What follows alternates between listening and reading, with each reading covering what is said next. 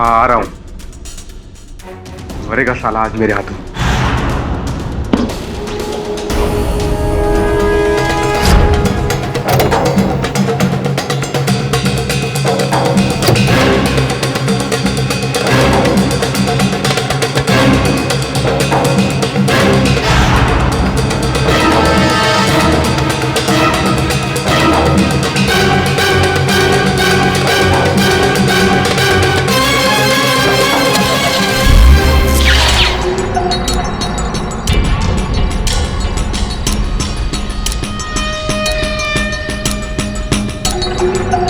कितनी देर लगा दिया आने में।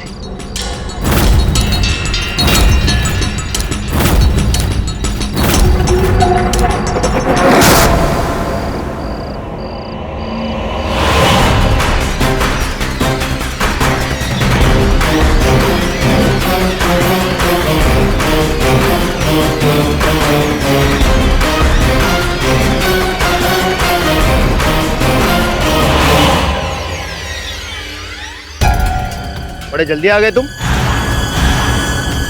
चल माल निकाल। ये क्या मजाक है?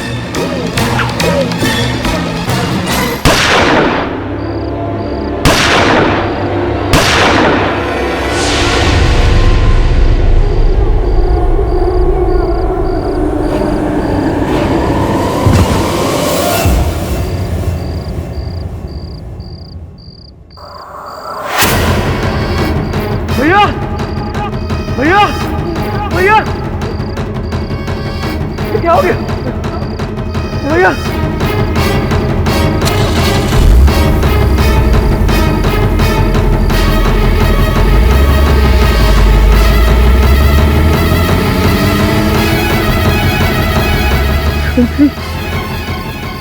भैया भैया ओ भैया भैया क्या हो गया भैया? आप इस तरह सच्चाई को कैसे झुठला सकते हैं मिस्टर तिवारी? यहाँ इस रिकॉर्ड में जिन जिन विक्टिम्स के नाम दर्ज हैं, मैंने उन सबसे बात की है और उनका कहना है कि उनको एक पैसा कमीशन नहीं मिला। तो क्या मैं झूठ बोल रहा हूँ? सारे पैसे अपनी जेब में डालूंगा। हमें क्या पता। हमने सुना है कि नोएडा में आपने 100 एकड़ जमीन खरीदी है। मिस्टर आचार्य, तुम इस तरह मुझ पर नीचे इल्जाम नहीं लगा सकते। आप इतना गुस्सा क्यों हो रहे हैं मिस्टर तिवारी? मैं तो सिर्फ आपसे सवाल पूछ रहा हूँ और आप हमारी जनता को इतने जवाबदेही तो हैं। गलत सवाल है तुम्हारा। मुझ जैसे व्यस्त मंत्री को अपने चैनल में बुलाकर उसका अपमान करना तुम्हें बहुत भारी पड़ेगा मिस्टर आचार्य। यही है वो कमीना मिस्टर पाठक जिसने मेरे हस्बैंड को फंसाया है। Please mister Tiwari, behave yourself. आप कैमरा के सामने हैं, पूरी जनता आपको देख रही है। सौरभ ने आज तक किसी को थप्पड़ भी नहीं मारा, तो वो किसी का खून कैसे कर सकते हैं?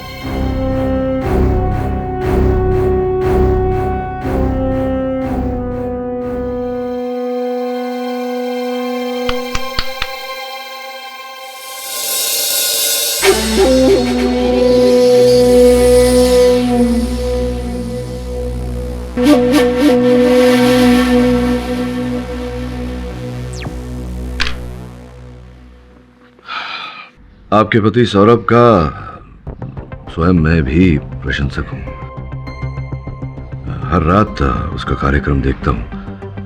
उसका केस अवश्य लड़ूंगा मैं, किंतु उससे पहले मैं भेंट करना चाहूंगा उससे।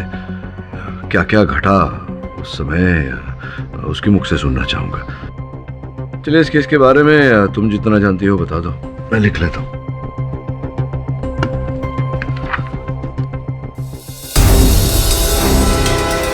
कलम कहाँ चली गई मेरी? यही तो रखी थी। चलिए, पेन चली सही। बताइए। हाँ, मैं बताती हूँ आपको सब। मिस्टर पाठक, मैं राजेश चक्रधर से सिर्फ वहां मिलने गया था, पर जैसे ही मैंने अपनी गाड़ी पार्क करी और मैं उसके पास पहुंचा, वो मर चुका था।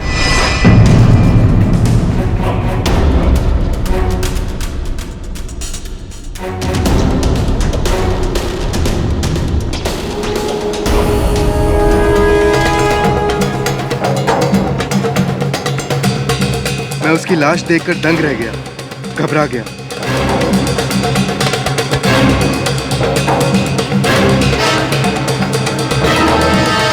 और फिर वहां से अपनी गाड़ी में घर चला गया।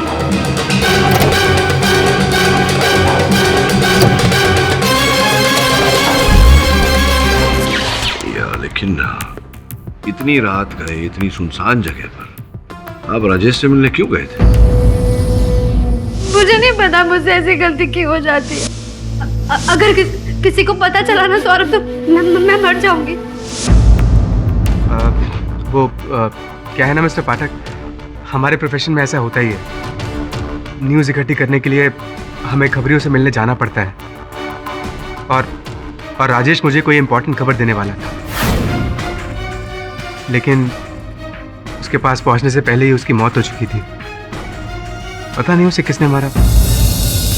यार समझ में नहीं आ रहा है, इतने सीधे साधे केस के लिए मुझे क्यों बुलाया? मैंने असिस्टेंट भी लड़ सकता था। खैर अभी आ गया हूं तो 10 मिनट के अंदर केस खत्म कर दूंगा। It's a simple case your honour. 29 जून की रात सौरभ आचार्य ने राजेश चक्रधर, आरोपी सौरभ आचार्य ने राजेश चक्रधर को गोराई बीच के पास एक सुनसान रास्ते में किसी बहाने से बुलाया और उनकी हत्या कर दी।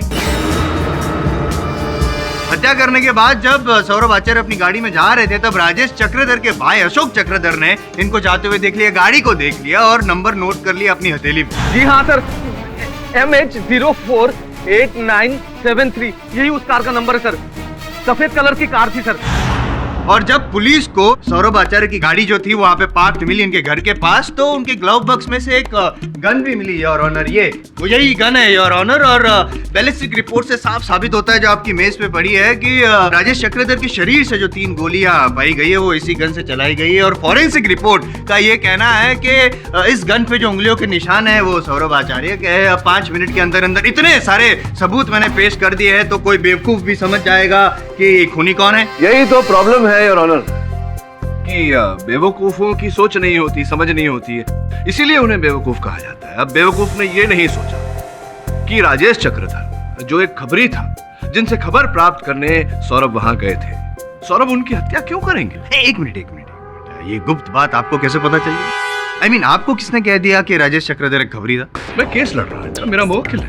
नहीं, to the best of my knowledge, मैं भी प्रोसिक्यूटर हूँ। To the best of my knowledge Rajesh Chakradhar एक डिपार्टमेंटल स्टोर में फुल टाइम नौकरी करता था। और मैं यूं ही नहीं कह रहा हूँ, साबित भी कर सकता हूँ। उसके लिए योर ऑनर मैं मीरा, जो उसी डिपार्टमेंटल स्टोर में काम करती है, उसको यहाँ पे बुलाकर साबित कर दूँ। Permission granted.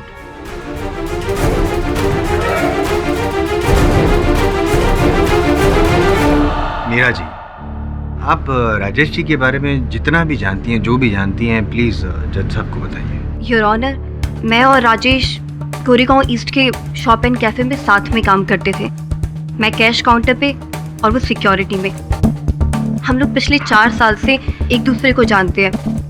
और सर, मुझे नहीं लगता कि उसे मीडिया या पॉलिटिक्स की कुछ भी नॉलेज होगी सर। और मुझे बिल्कुल भी नहीं लगता कि वो एक खबरी हो सकता है। मुझे लगता है कि ये झूठ बोल रहे हैं। नहीं मीरा जी, देखिए क्या होता है कि खबरी का जो काम होता है वो छिपकर किया जाता है। शायद आप ये नहीं जानती, हो सकता है कि वो खबरी रहे हो, आपको इस बात का ज्ञान ना रहा हो। सर, इन सब के बारे में मुझे कुछ नहीं पता है। जहाँ तक मुझे पता है वो एक खबरी नहीं थे। जहां तक इन्हें पता है वो खबरी नहीं थे। जहां से इन्हें नहीं पता, क्या आपको वहां से कुछ पता है जो आप अदालत में साबित कर सकते? करूंगा ना। करिए। चाहने को कह दीजिए। आप जाइए।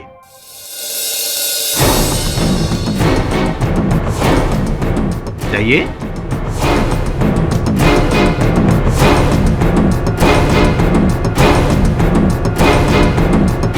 मीरा, आप अपनी जगह पर बैठ जाइए प्लीज। योर ऑनर, मैं कुछ कहना चाहती हूँ। कहिए। सर, मैंने उस लड़की को कहीं देखा है।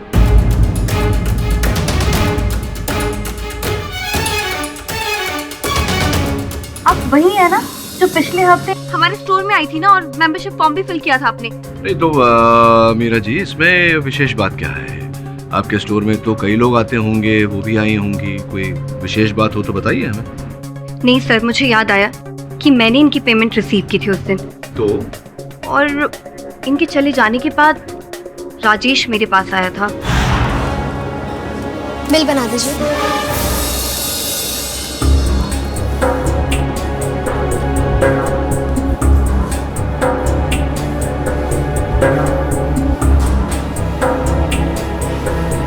कैश पेमेंट और card payment? Card. Okay.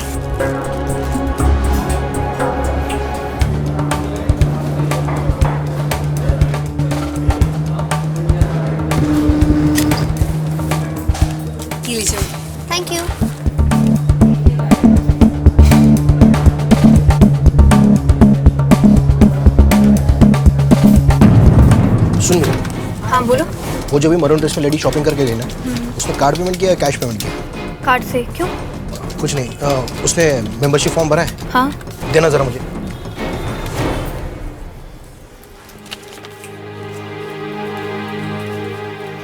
Pen देना जरा। राजेश, ये क्या कर रहा है तू? हाँ, किसी कस्टमर का नंबर इस तरह से। तुम अपना काम करो ना, मेरा नंबर्स का लेन देन तो लगा ही रहेगा। जी हाँ, मैं लास्ट वीक गई थी शॉपिंग कैफे। वहाँ मैंने मेंबरशिप का फॉर्म भी भरा था, पर मुझे ठीक से याद नहीं है कि वहाँ काउंटर पर जो लड़की थी वो मीरा ही है। नहीं यार, वो जो लड़की थी काउंटर पर मीरा, उन्होंने अभी अभी कथन दिया अदालत में कि आपके मेंबरशिप फॉर्म पर से आपका टेलीफोन नंबर लिया था राजेश ने। मैं इसलिए पूछ रहा हूँ जायसवाल साहब, इस तरह से घूरिए मत। सुंदर लड़की है, अक्सर होता है कैफे में जब लड़कियां जाती हैं, लड़के नंबर लेकर लड़कियों को फोन करते हैं। क्या आपको किया था राजेश ने फोन? नहीं, मेरे पास ऐसा कोई कॉल नहीं आया था। क्यों? वैसे मैंने उस दिन फॉर्म पर अपने हस्बैंड का नंबर लिखा था, क्योंकि मैं अपना नंबर चेंज कर रही थी। योर ऑनर पाठक साहब, सौरभ आचार्य को राजेश ने सिर्फ फोन ही नहीं किया था, बट ऑफिस में मिलने भी गया था। और मैं यूं ही नहीं कह रहा हूं, मैं साबित कर सकता हूं, और उसके लिए मैं मयंक को यहाँ कटघरे में बुलाना चाहता हूं।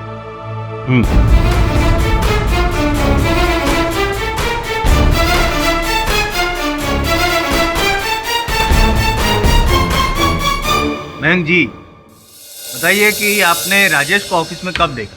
वही जिस दिन सौरभ ने सदानंद तिवारी का इंटरव्यू लिया था, उसी की जस्ट बात। वेल डन सौरभ, क्या खिंचाई की तुमने मिनिस्टर की। गट्स। Thank you. तो तुम लोगों को क्या आज पता लगा? आज तक ये कितने लोगों की पोल खोल चुका है? Thank you boss. Guys, Saurabh मेरी चैनल का महाराणा प्रताप है, एकदम निडर और हमेशा सतर्क। और उनकी गिदड़ गप्पियों से घबराना नहीं तुम। हाँ, I'm with you। यस।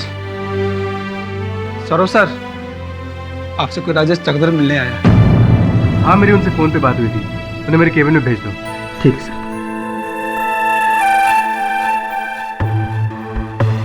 वो सरोज सर का केबिन वहाँ पर। ठीक है।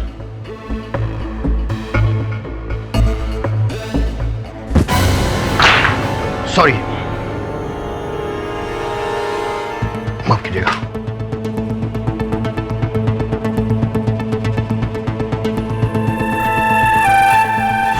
उसके बाद राजेश चक्रधर सीधा सौरभ के कैबिन में चला गया, और उन दोनों के बीच में क्या बातें हुई आई डोंट नो, पर वो डेफिनेटली खबरी नहीं था यार, कोई और था। उतना तो मैं 100% कह सकता हूँ।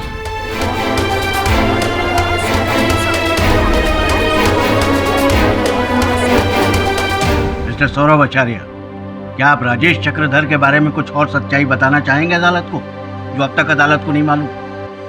योर ऑनर, जहां तक मैं जानता हूँ राजेश एक खबरी था। झूठ बोल रहे हैं आप, सफेद झूठ।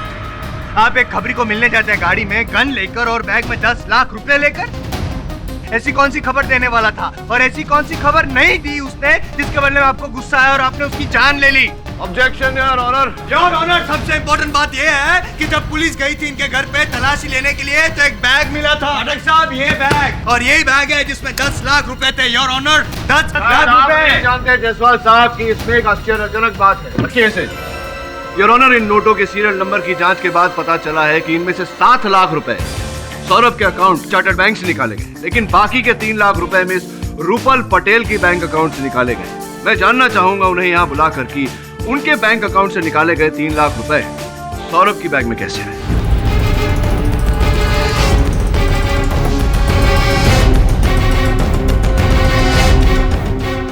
ये 3 लाख रुपए आपने अपने बैंक से निकाले थे, क्या ये सही है?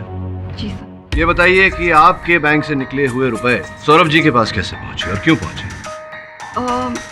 एक्चुअली सौरभ ने मुझसे ये पैसे उधार लिए थे,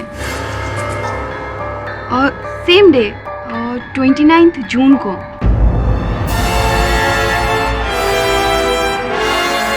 कुछ काम डिस्कस करने के लिए मैं उसके कैबिन में गई थी। सौरभ, आज शाम की न्यूज़ डिबेट के लिए हमने कुछ फैक्ट्स इकट्ठे किए, डिस्कस करनी थी तुम्हारे साथ। रूपल प्लीज यार, मुझे 2-3 दिन के लिए माफ कर दो। तुम्हें जो भी काम है बॉस के साथ मिलकर हैंडल कर लो।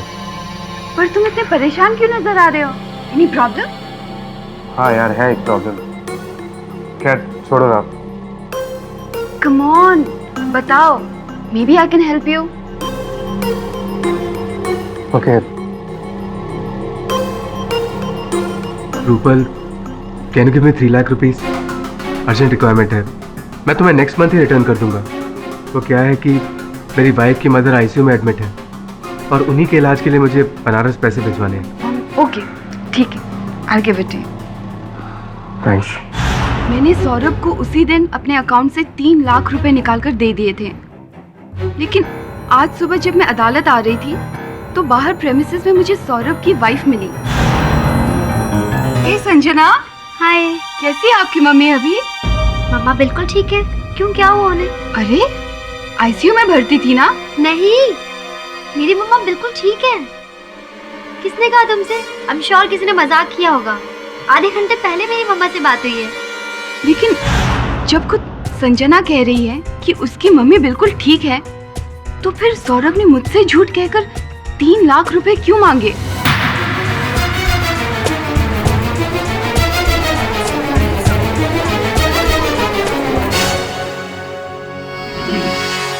पाठक साहब, चिंता हो रही है आपकी। क्या है, आप तो सच का नगाड़ा बजाने की कोशिश कर रहे हैं, लेकिन आपके क्लाइंट ने झूठ का फटाफट ढोल बजा दिया। बैंड बज गई आपके केस की। घंटी बज गई जसवंत साहब। Live to fight another day.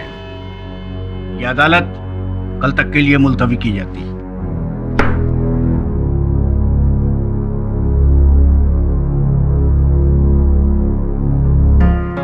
क्या कर रहे थे? सर मेरी बाइक की चाबी सो कमाल है, कभी पेन गुम हो जाती है, कभी बाइक की चाबी। पता नहीं कहाँ गायब हो गई। पाठक जी, जी। आपका चेक। अरे नहीं, इसकी क्या जरूरत थी, केस तो अभी भी। फर्स्ट हियरिंग की फीस। Thank you.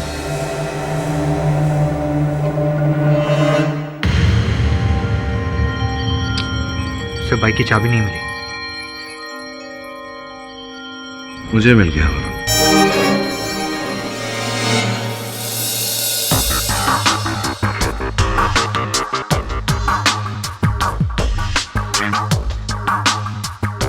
क्या वो सर, संजना जी ने कम पैसों का चेक बनाया? नहीं, पैसे तो ठीक दिए हैं, साथ ही साथ एक संकेत भी दिया है। हाँ, और इस डायरी में मेरी जो लिखावट है और इस चेक के लिफाफे पर जो लिखावट है संजना जी की, वो उसी स्याही से लिखी गई है, उसी कलम से जो स्याही का उपयोग मैं करता हूँ, सेंटेड फ्लोरिडाइन। सर, और आपका पेन तो ऑफिस से गायब हो गया था। हाँ, इसका मतलब ये होता है कि वो कलम संजना जी ने गायब की थी।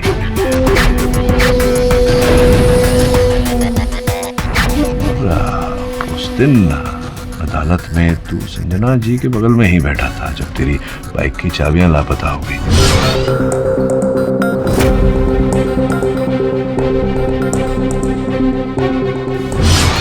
हाँ सर, मेरे बगल में बैठी। इसका मतलब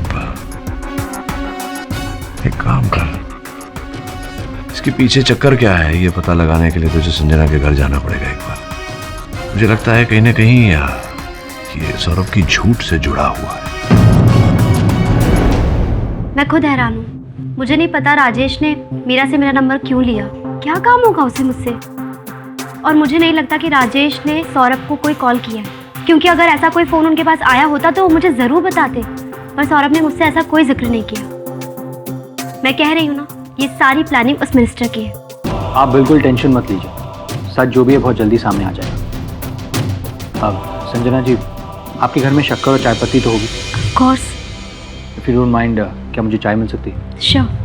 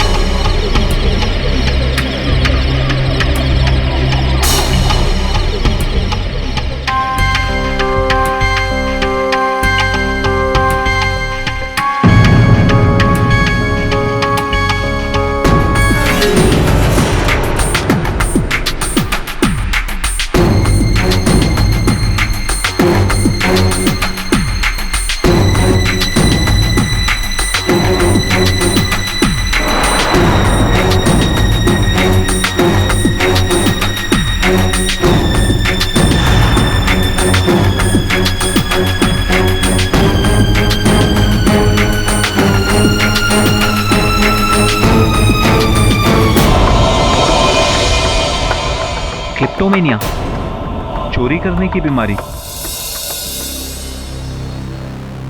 मेरी वाइफ एक क्लेप्टोमैनियक है। उसे छोटी मोटी चीजें चोरी करने की आदत है, लेकिन ये सब वो लालच के लिए नहीं करती है। पता नहीं, एक तरह की तलब है।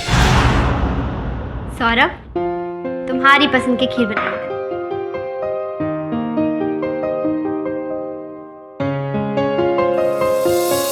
ये चम्मच? ऐसा चम्मच तो हमारे घर नहीं है ना।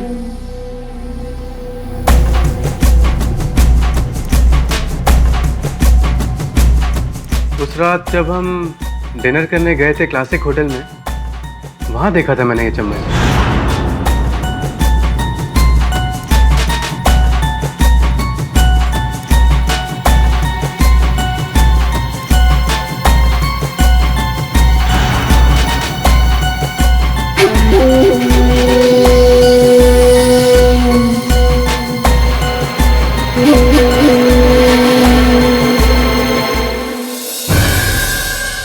नहीं सौरभ, वो पड़ोस में जो है ना, मैं चेंज कर देती हूँ। तुमने ये चम्मच चुराया ना संजना? क्या संजना, कब तुम अपनी आदतों से बाज आओगी? कब जाएगी तुम्हारी ये चोरी करने की बीमारी यार? Sorry, really sorry. मुझे भी नहीं पता मैं ऐसा कैसे कर बैठती हूँ। जानती हूँ ये गलत है, चोरी है, पता नहीं मेरे हाथ क्यों। तुम्हें पता है, तुम्हारी इस आदत की वजह से ना। सॉरी सौरभ, मुझे नहीं पता मुझसे ऐसी गलती क्यों हो जाती है। 1 साल से मैं साइकियाट्रिस्ट के पास जा रही हूँ, कोई फायदा नहीं हो रहा। मैं जानती हूँ तुम मेरी वजह से कितनी बार एम्बैरेस हो चुके हो। शायद कोई और होता तो मुझे छोड़ चुका होता अब तक। अगर किसी को पता चला ना सौरभ, तो मैं मर जाऊंगी। मैं मर जाऊंगी, मैं शर्म के मारे मर जाऊंगी। मैं नहीं जी पाऊंगी, मर जाऊंगी। ऐसा क्यों बोल रहे हो संजना? आप जस्ट रिलैक्स, सब ठीक हो जाएगा। किसी को कुछ पता नहीं चलेगा, ओके? किसी को कुछ पता नहीं चलेगा। मैं हूं ना, रिलैक्स। मैंने संजना से वादा किया था कि उसकी कड़वी सच्चाई मैं दुनिया के सामने कभी नहीं आने दूंगा, उसे कभी शर्मिंदा नहीं होने दूंगा। और इसीलिए मैंने अदालत में और आपसे झूठ कहा। नहीं, वो तो ठीक है, लेकिन इसका राजेश की हत्या के केस के साथ क्या लेना देना है, ये नहीं समझ रहा हूँ। जी मैं आपको बताऊंगा मिस्टर पाठक, लेकिन मैं आपसे हाथ जोड़ के प्रार्थना करता हूँ, आप मेरी बीवी की चोरी करने की आदत के बारे में किसी को मत बताइएगा, प्लीज मिस्टर पाठक। पहले सच बताओ, मुझे अपना काम करने दो। अब बोलो, सत्य क्या है? डॉक्टर प्लीज मेरी हेल्प कर लीजिए। मेरे पास इसके अलावा कोई और चारा नहीं है। मैं जानती हूँ कि ये गलत है, मगर आप समझने की कोशिश कीजिए। मेरे पास और कोई रास्ता भी तो नहीं है। मैं कहाँ भटकती फिरूंगी? Please doctor. देखिए, हमारी क्लिनिक में ये सब नहीं होता है और मैं आपकी कोई मदद नहीं कर सकती हूँ।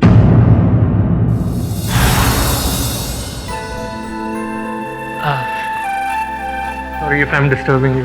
Not at all. Have a seat, please. Thank you, sir. Tell me. Boss, वो सौरभ का कुछ पता नहीं क्या होगा, फांसी या फिर उम्र कैद। पर हमें तो 100% अपने शो के बारे में सोचना होगा, और खासकर 9 बजे की न्यूज़ डिबेट जिसके इतने सारे व्यूअर्स हैं, उसके लिए तो नया होस्ट तो डिसाइड करना होगा। इतना टेंशन क्यों ले रहे हो मैंक? होस्ट हमारे सामने है। सी मैंक, 9 o'clock का जो डिबेट शो है वो अब से रूपल होस्ट करेगी। Oh my God! Congrats, Rupal. Thank you, Mr. Desai. Pleasure. Congrats. Thank you. Hello, अच्छा जीवन बीमा वाले बोल रहे हैं? हाँ जी, बोलिए। जी राजेश का सब कुछ मैं ही हूँ, मेरे सिवा और कोई नहीं है उसका। हाँ तो कब आ रहे हो आप लोग बीमा का पैसा लेकर? हाँ थोड़ा जल्दी आना प्लीज। हाँ जियो भाई, तू ऊपर गया तो गया लेकिन नीचे मुझे सेट कर गया। तो चिंता मत कर, तेरा श्राद्ध मैं बड़े धूमधाम से रीति रिवाज से करूंगा ताकि तेरी आत्मा भी कहीं सेट हो जाए। मजा आ गया। योर ऑनर, इस मुकदमे को आगे बढ़ाने से पहले मैं कुछ वस्तुएं अदालत के समक्ष प्रस्तुत करना चाहूंगा। Permission granted. ये मेरी कलम और ये मेरे सहायक की खोई हुई बाइक की चाबियां। मिस्टर पाठक प्लीज प्लीज आप कुछ मत बोलिए। मुझे बोलने दीजिए सौरभ जी। सच को छिपाकर कभी किसी को कोई लाभ नहीं हो, और मैं यहाँ आपके पत्नी की भावनाओं को ठेस नहीं पहुंचाना चाहता, केवल सत्य को बाहर लाना चाहता। ट्रस्ट मी योर ऑनर, वास्तविकता में इनकी पत्नी संजना जी को एक बीमारी है, क्लेप्टोमेनिया।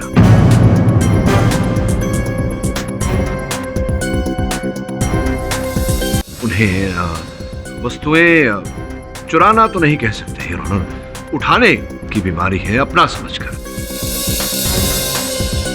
और योर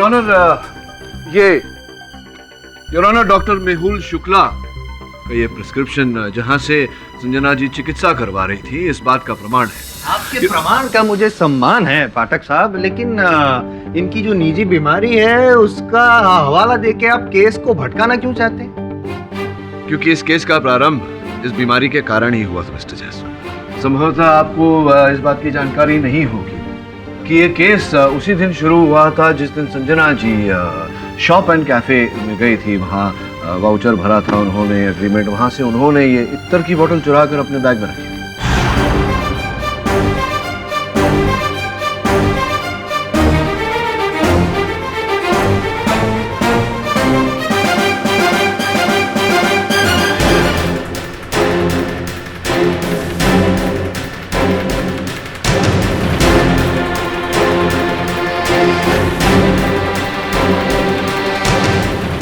और संजना जी की ये चोरी राजेश चक्रधर ने पकड़ ली, जो उस समय सुरक्षा कक्ष में ड्यूटी पर था।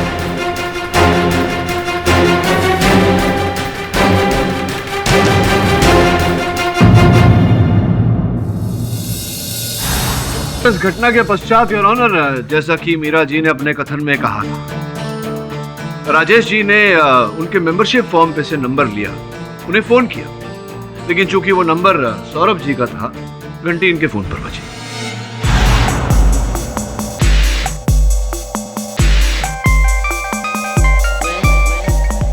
हेलो, कैसे हैं सर जी आप? मिलना था आपसे। कौन हो तुम? क्या काम है? काम तो आपका है सर, मेरा नहीं है। मेरा काम? अरे एक बार सर आप मिल तो लो, कुछ इंटरेस्टिंग चीज दिखानी आपको। अरे सर ज्यादा सोचिए मत, अगर मुझसे नहीं मिलेंगे ना तो बहुत पछताओगे। बस ये समझो सर, लाइफ स्टिंग ऑपरेशन। जल्दी बताइए कहाँ मिलूं? Meet me in the office. इसके बाद राजेश सौरभ से मिलने इनके ऑफिस पहुंचा।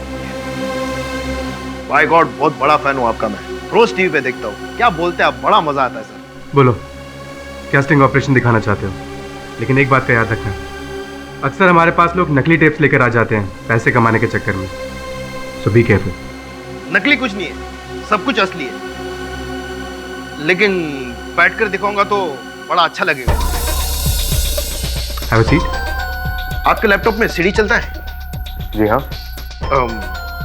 ये जरा चलाइए। लेकिन क्या है इसमें? अरे सर सब कुछ बता दूंगा तो देखने में क्या मजा आएगा, आप खुद ही देख लीजिए। Live sting operation.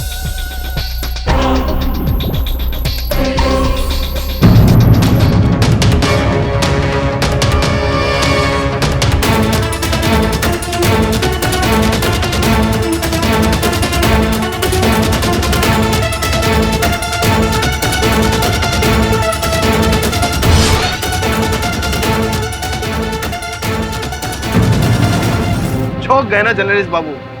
अभी एक ईमानदार शरीफ आदमी की औरत ऐसी ऊंची हरकत करेगी तो झटका तो लगेगा ही, वो भी 1000 वोल्ट का। अरे खैर छोड़िए, इन सब चीजों से मुझे क्या लेना देना, आपसे ज्यादा नहीं लूंगा, क्योंकि आप एक होनहार रिपोर्टर है। तो सिर्फ 10 लाख। 10 लाख 2 दिन के अंदर दे जाना और ये सीडी ले जाना, ठीक है? कमीने, तू मुझे ब्लैकमेल करेगा? रुक रुक, मैं अभी पुलिस को फोन करता हूँ। अरे ना ना ना, पुलिस को बुलाने की क्या जरूरत है? फिर तो ना ये स्टिंग सिर्फ तुम्हारे चैनल पर नहीं, देश के सारे चैनल पर चलेगा। कितनी बदनामी होगी तुम्हारी, है ना? अच्छा लगेगा? लोग क्या कहेंगे कि एक बहुत बड़े मीडिया रिपोर्टर की बीवी छोटे मोटे दुकान से परफ्यूम चुराती है। अच्छी बात नहीं है ना? ये जो परफ्यूम की खुशबू है ना, तुम्हारे करियर को पूरा सड़ा देगी। और जो पूरा दिन तुम ये नेता मंत्रियों की ये सब जो खिंचाई पिटाई करते रहते हो ना न्यूज पे, वो सब तो तुम्हारी बैंड ही बजा देंगे। सिर्फ 10 लाख का सवाल है, 10 लाख। जोर जबरदस्ती नहीं है, अगर आप कहेंगे तो मैं यहाँ से चला जाऊंगा, रिवर्स गियर मार के यहाँ से चला जाऊंगा और सीधा जाऊंगा मंत्री जी तिवारी जी के पास जाऊंगा। वो वैसे भी आप पे घात खाए हुए, वो तो ये सीडी 20 लाख में लेने को भी तैयार हो जाएगी। सोच लो, कोई जोर जबरदस्ती नहीं है। 10 लाख या फिर करियर पे लात।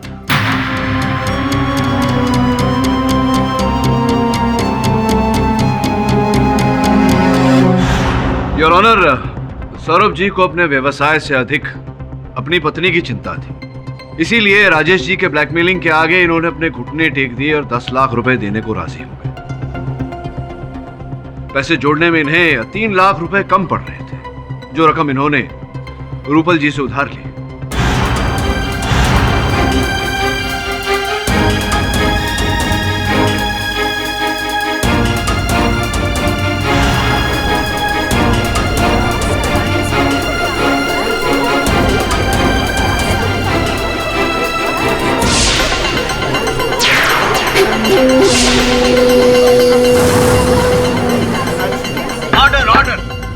वेरी गुड पाठक साहब, पूरी कहानी बता दी है तो क्लाइमेक्स भी बता दीजिए ना प्लीज। शायद आप थक गए होंगे, मैं बता देता हूँ, सीनियर है यार। योर ऑनर, अब तक हमें ये पता नहीं चल रहा था कि आखिर सौरभ जी ने राजेश जी का खून किया क्यों, लेकिन अब तो वो भी पता चल गया। मोटिव ऑफ मर्डर क्लियर हो गया योर ऑनर। मैंने किसी की हत्या नहीं किया योर ऑनर। मैं तो राजेश को 10 लाख रुपए देके सीडी हासिल करने गया था, लेकिन वहां पहुंचने से पहले ही राजेश मर चुका था। झूठ बोल रहे हैं आप। खून कुछ हुआ नहीं, खून आपने किया है, खूनी और कोई नहीं, आप ही है, क्योंकि आपकी गाड़ी के ग्लव बॉक्स से ही गन मिला है। I object your honour. Objection overruled. Your honour, किसी की गाड़ी से हत्या का औजार मिलने से कोई हत्यारा प्रमाणित नहीं हो जाता। अच्छा, तो पाठक साहब, आपका ये जो क्लाइंट है वो अगर फिरौती की रकम देने गया था तो अपनी गाड़ी में गन लेके क्यों घूम रहा था, वो भी मर्डर वेपन, क्यों? वो मैं आपको बताता हूँ योर ऑनर। वो गन मैंने अपनी प्रोटेक्शन के लिए रखी थी, क्योंकि एक इंटरव्यू के बाद मुझे धमकी भरे कॉल्स आने लगे थे।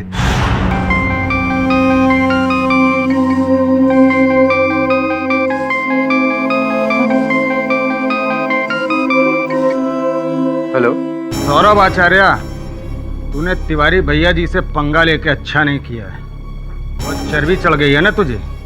कौन बोल रहा है? वो जानकर तू क्या करेगा? बस इतना जान ले, तूने जो भैया जी को अपमानित किया है उसकी कीमत चुकानी होगी तुझे, वो भी सूद समेत तुझसे बदला लेंगे। अरे मेरी बात तो सुनो। और सिर्फ एक बार नहीं, 2-3 बार मुझे वो धमकी भरे कॉल्स आए। नॉर्मली मैं इन कॉल से घबराता नहीं हूँ, लेकिन जब मेरी बॉस से मेरी बात हुई तो क्या करूं मिस्टर देसाई? चूड़ियां पहनकर घर में बैठ जाऊं? ऐसा मैंने कहा सौरभ, लेकिन तुम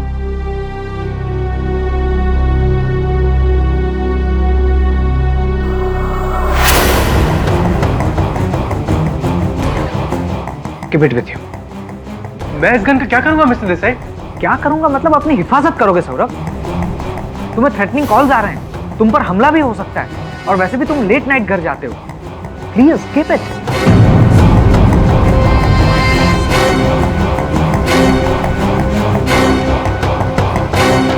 थैंक्स। और उसके बाद मैंने गन को कार के ग्लव बॉक्स में रख दिया, क्योंकि मैं जानता था कि घर के अंदर और ऑफिस के अंदर मुझे कोई खतरा नहीं है। यहाँ पे खतरा है, पता है हमको। क्या आपने मतलब गन राजेश से जब मिलने गए तब गन आपने डैशबोर्ड यानी कि ग्लव बॉक्स में रखी थी, सही? जी। और उसके बाद आप गाड़ी से उतरकर चल के गए राजेश से मिलने के लिए। तो मेरे हाथ में गन नहीं थी, सिर्फ बैग मेरे हाथ में था। गन नहीं थी, बैग ही था ना? जी। चलो मान लेते हैं ना, आपकी बात मान लेते, कोई बात नहीं। लेकिन आप जब निकले तब आप गाड़ी तो आपने लॉक की होगी, वो रिमोट कंट्रोल आता है ना, चींचू चींचू।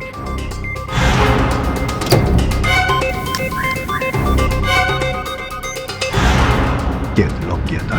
और जब आप गाड़ी लॉक करके चल के राजेश तक पहुंचे तो वो दूरी कितनी थी? तकरीबन 2-2.5 मिनट लगे थे मुझे वहां पहुंचने में। सही सही, परफेक्ट। और जब आप वहां तक पहुंचे राजेश तक, तब वो ऑलरेडी मरा हुआ था। जी हाँ।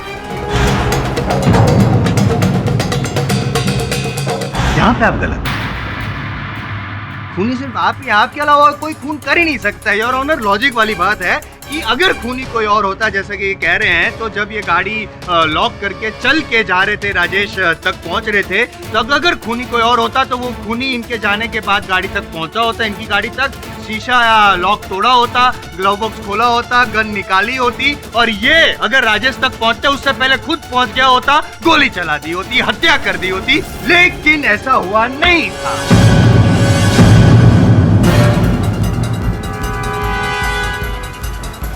क्योंकि जब तक सबसे पहले तो ये जनाब वहां पे पहुंच चुके थे योर ऑनर, और अपना काम तमाम कर चुके थे। नहीं, मैंने ऐसा कुछ नहीं किया। अरे तो फिर सिर्फ दो मिनट के अंदर कैसे आप वहां पे पहुंचे? उससे पहले क्या कोई भूत आया जो उड़ता उड़ता आया, आपकी गाड़ी का शीशा खोला, ग्लव बॉक्स खोला, गन निकाली, उड़ता उड़ता वापस गया और फिर गोली भी चला दी? ऐसा हुआ था क्या? है देखिए मेरी क्या देखूं मैं? आप नहीं देख सके थे कि कौन था वो बंदा जिसने गोली चलाई? अरे देखा नहीं, चलो कोई बात नहीं, इनविजिबल भूत था, लेकिन क्या गोली चलने की आवाज भी नहीं सुनी आपने? हाँ, अरे झूठ बोल रहे हैं, कितना उल्लू बनाएंगे आप सबको, कितनी झूठी कहानी बनाएंगे। मैं मानता हूँ कि गन कार के ग्लव बॉक्स में थी, मगर मुझे नहीं पता उस गन से खून कैसे हुआ। मुझे कुछ समझ में नहीं आ रहा है, मुझे पता है वो खून कैसे हुआ। योर ऑनर, बहुत सिंपल सी बात है, राजेश ने इनको धमकाया, ब्लैकमेल किया कि वो अगर सीडी चाहिए तो 10 लाख रुपए दे। इनको गुस्सा है, गुस्सा तो आना ही चाहिए। आया था कि नहीं गुस्सा? आया था नहीं आया था? चुप है, इसका मतलब कि गुस्सा आया था। लेकिन अपनी जो पत्नी थी उसकी बीमारी को छुपाने के लिए वो वहां तक गए, राजेश को पैसे देने के लिए गए, लेकिन इनके अंदर का जो गुस्सा था उसको वो झुका नहीं पाए योर ऑनर, और राजेश चक्रधर को मार दिया।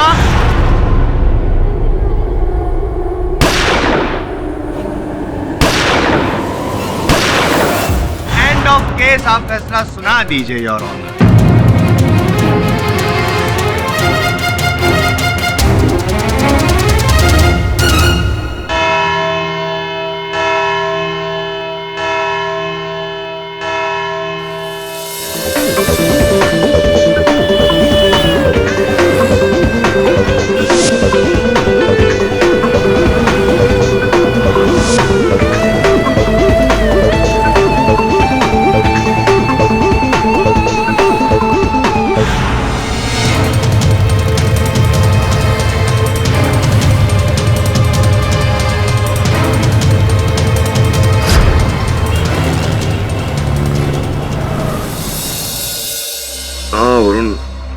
तो हैरानी वाली है,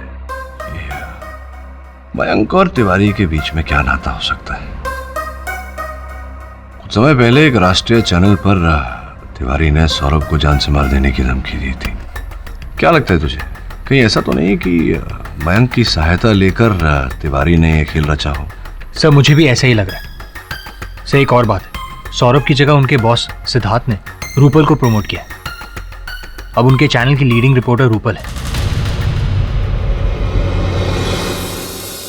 हाँ माँ, बहुत बड़ा ब्रेक मिला है मुझे। अब आप देखना मैं पापा का नाम कैसे रोशन करती हूँ। बस एक बार, 1 मिनट मामा, दरवाजे पे कोई है, मैं आपको थोड़ी देर में फोन करती हूँ।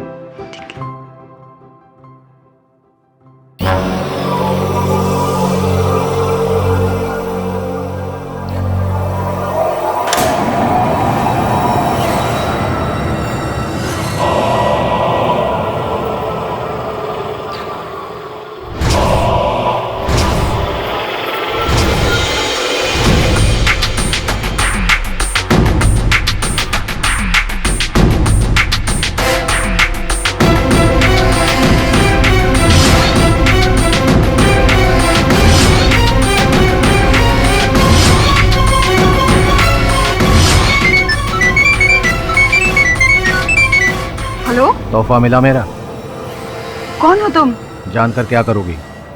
बस 25 लाख रुपए लेकर रात के 10 बजे जोगस पार्क के पीछे वाले कोस्टा विला आ जाना, वरना ये सीडी। कौन हो तुम जो मुझे ब्लैकमेल कर रहे हो? ये सीडी तो राजेश के पास थी और वो तो मर चुका है। पर धंधा आज भी जिंदा है।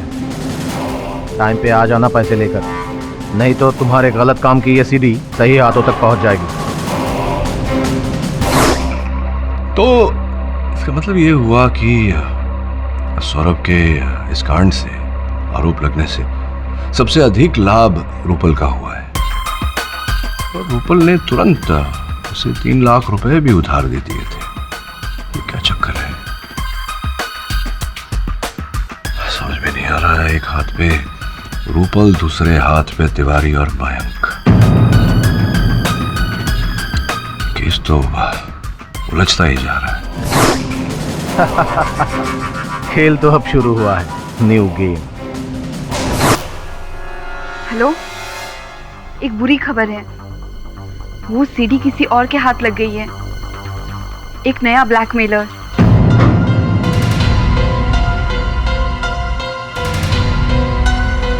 मिस्टर देसाई, मुझे आपसे कुछ अर्जेंट बात करनी है right now. Call you back.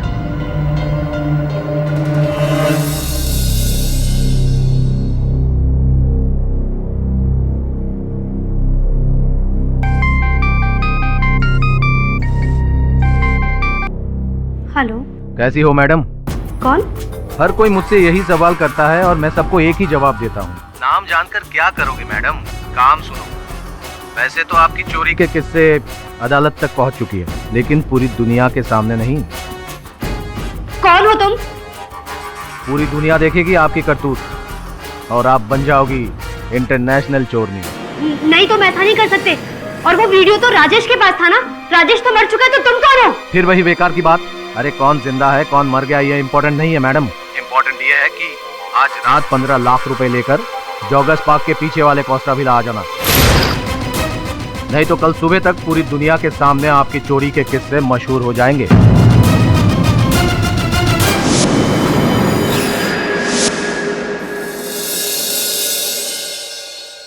नया ब्लैकमेलर पीसीओ से फोन कर रहा था। कॉल ट्रेस हुआ क्या वरुण? जी हाँ सर। सर, मुझे बहुत डर लग रहा है। तुम निश्चिंत रहो संजना, हो सकता है कोई यूं ही तुम्हें बेवकूफ बना रहा है, पैसे ऐंठने की कोशिश कर रहा है। एक बात तो निश्चित है कि जो भी है ये व्यक्ति वो इस केस से जुड़ा हुआ है, इस केस के हर पहलू को जानता है, लेकिन इस बात की कोई गारंटी नहीं कि वो सीडी उसके पास है या नहीं। तो बुलाया है तो मिलने तो जाना पड़ेगा। जाएगा वरुण? Yes sir.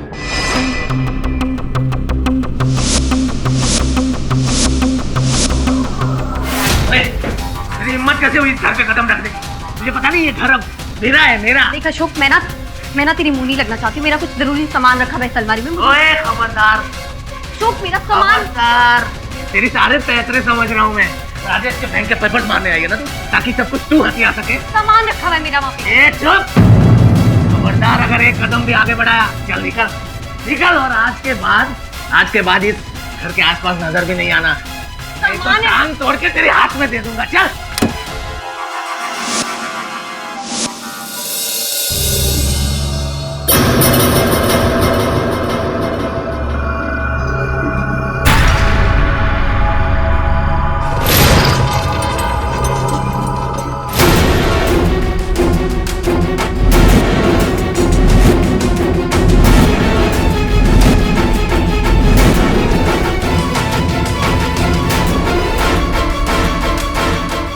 पैसे का? अरे वो मैडम पैसे, अरे वो मैडम पैसे।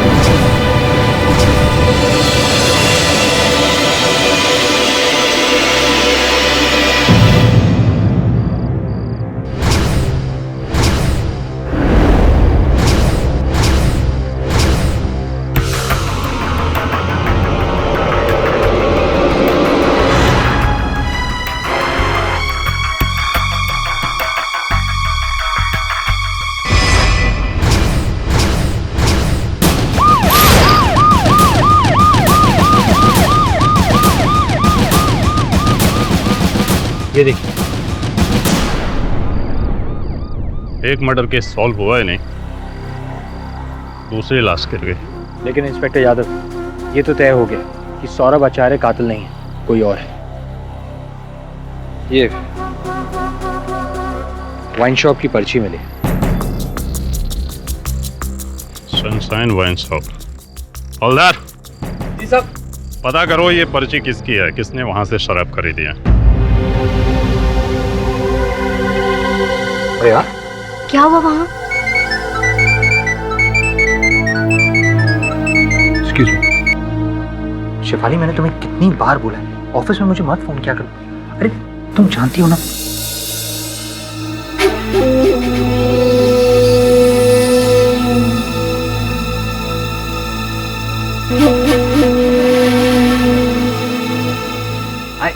आई लव यू यार। Okay bye.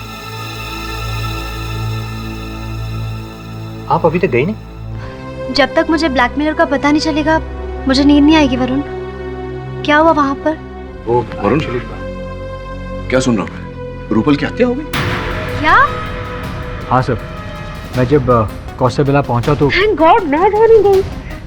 उस ब्लैकमेलर ने उसे मारा होगा। देखिए संजना जी, आप निश्चिंत रहिए।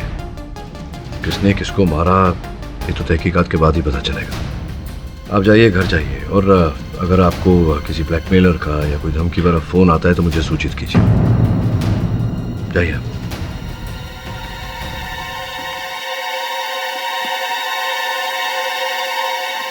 वरुण, क्या हुआ? क्या तू गया?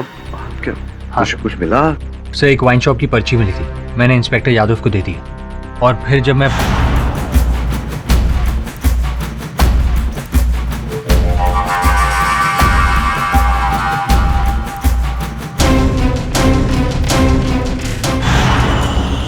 सब, मुझे तो लगता है कि रूपल का मर्डर करके कातिल या फिर ब्लैकमेलर जो भी था, वो मौकाए वारदात से जब भाग रहा था तब उसके हाथ से या जेब से वो सीडी गिर गई होगी। कहाँ है वो सीडी? दे मुझे। सर, मेरे बैग में।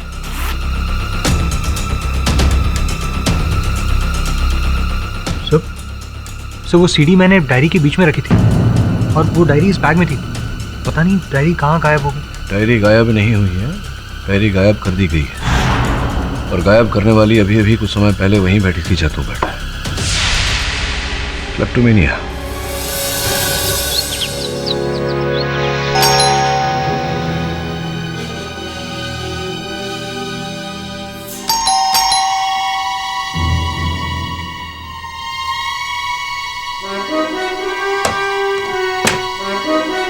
कौन?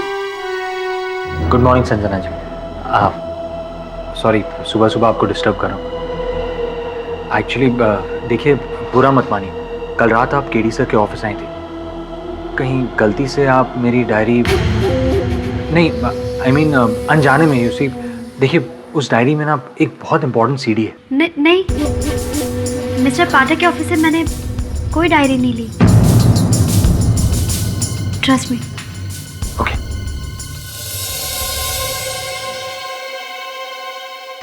हाँ सावंत, पता किए थे वाइन शॉप का? शाबाश, चलो गाड़ी निकालो।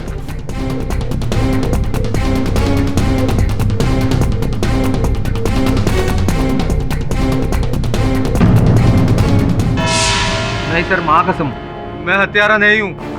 इतना कबूल करता हूँ कि मैं रूपल जी को ब्लैकमेल कर रहा था। हाँ भाई, ब्लैकमेल कर रहे थे, हत्या आपने की, यही सब तो किया आपने। राजेश के साथ पहले से आप उसके धंधे में जुड़े हुए थे। जी नहीं पाठक जी, मैं तो दरअसल राजेश से मिलने जब मैं गोराई बीच पर पहुंचा तो वो मरा हुआ था, और उसके जेब से मुझे कुछ सीडी भी मिली। मुझे पता था 15,000 रुपए कमाने वाला मेरा भाई राजेश अमीर लोगों को ब्लैकमेल करके खुद इतना अमीर बना।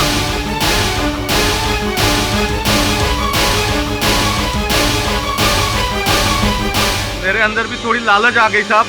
जैसा मैंने किसी का खून नहीं किया, और रूपल जी से मिलने जब मैं तय वक्त पर पहुंचा तो वो मरी पड़ी थी साहब।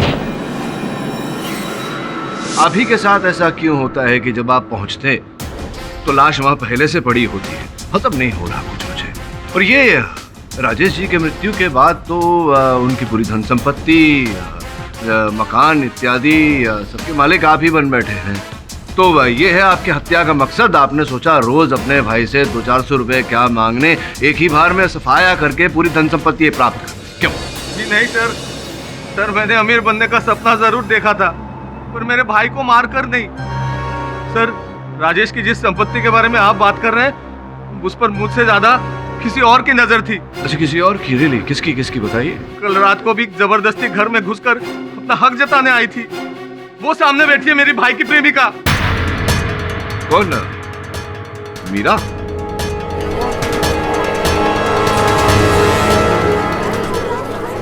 Order order. Your honour, Rajesh के घर में अपना कुछ सामान वापस लेने गई थी। कैसा कैसा सामान? वो एक बार मैं राजेश के घर उसके साथ गई थी तो मैं अपना हैंडबैग वहीं पे छोड़कर आ गई थी। कल मैं उसके घर के सामने से गुजर रही थी तो मैंने सोचा कि अपना हैंडबैग वापस लेकर के आ जाती हूँ। बस इतनी छोटी सी बात पर ये बेवड़ा इतना भड़क गया और इतना बड़ा बवाल मचा दिया इसने। सर मुझे लगता है ना कि राजेश का खून इसी ने किया है, ताकि राजेश की सारी प्रॉपर्टी का अकेला हिस्सेदार बन जाएगी। अब जानती है मीरा जी, मेरे सहायक वरुण के द्वारा ऐसी जानकारी मुझे प्राप्त हुई है जिसके कारण एक नया उद्देश्य सामने आया है राजेश जी की हत्या का। आप किस सच्चाई की बात कर रहे हैं mister Pathak? Your honour, Meera ji कुछ समय पहले ही एक डॉक्टर के पास गई थी। डॉक्टर के पास गई थी? नहीं, डॉक्टर विमला अवस्थी। ऑनर, इस केस में डॉक्टर का क्या लेना देना? जायसवाल साहब, लेना देना ये है कि डॉक्टर विमला अवस्थी एक गायनाकोलॉजिस्ट है। मीरा जी उनके पास गर्भपात कराने गई थी। तो हुआ ये कि आप डॉक्टर विमला अवस्थी के पास, जो एक गायनाकोलॉजिस्ट हैं, उनके पास गई गर्भपात कराने, जिसका ये अर्थ होता है कि आपके पेट में बच्चा था। आपके अपने कथन के अनुसार आपके और राजेश के बड़े नजदीकी संबंध थे, तो स्पष्ट रूप से जो बच्चा आपके पेट में था वो राजेश का ही होगा संभवतः। और जब आपने राजेश से ये बात कही और विवाह करने का दबाव डाला तो प्राय जैसे होता है राजेश ने इनकार कर दिया होगा। नहीं कर सकता इस वक्त शादी में। तो मैं इस बच्चे का क्या करूं राजेश? गिरा दो। गिराऊंगी, सिर्फ तुम्हारे पाप को नहीं, इस बच्चे के बाप को भी। लेकिन मैंने राजेश का खून नहीं किया है। मैं मानता हूँ आपकी बात को मीरा जी, और पाठक साहब प्लीज आप मेरी बात मान लीजिए ना कि राजेश की जो हत्या हुई है वो सौरभ की गन से ही हुई है। मानते हैं ना आप मेरी बात? जहाँ तक योर ऑनर मीरा का पहुँचना नामुमकिन है, तो साफ है बात कि राजेश चक्रधर का खून सिर्फ और सिर्फ सौरभ आचार्य ने ही किया है। योर ऑनर, अभियोग पक्ष महोदय का बस चले तो ये रूपल जी की हत्या भी मेरे मुवक्किल के सर मढ़ दे। इनके पास कोई तथ्य नहीं है ये साबित करने का कि जेल में से सलाखों के पीछे से मेरे मुवक्किल अचानक मिस्टर इंडिया बनकर ओझल हो गए और रूपल की हत्या करने के पश्चात पुनः वापस लॉकअप में लौट आए। मैं मानता हूँ ना आपकी बात, मैं मानता हूँ रूपल का खून किसी और ने किया है, किसी और मकसद से किया है, और वो क्या है वो अभी साबित करूँ। लेकिन योर ऑनर, उसके लिए मुझे अशोक चक्रधर को यहाँ कटघरे में एक बार फिर बुलाना होगा। अशोक चक्रधर जी, आपने ये तो बता दिया अदालत में कि आप रूपल जी को ब्लैकमेल कर रहे थे, लेकिन ये नहीं बताया आपने कि क्यों ब्लैकमेल।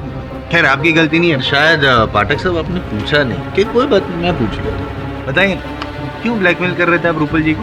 वो सर एक्चुअली राजेश भाई की जेब से मुझे जो सीडी मिली थी उसमें रूपल जी का एक वीडियो था। बंद कमरे की ऐसी तस्वीरें जिसके बारे में बताते हुए मुझे शर्म आ रही है सर।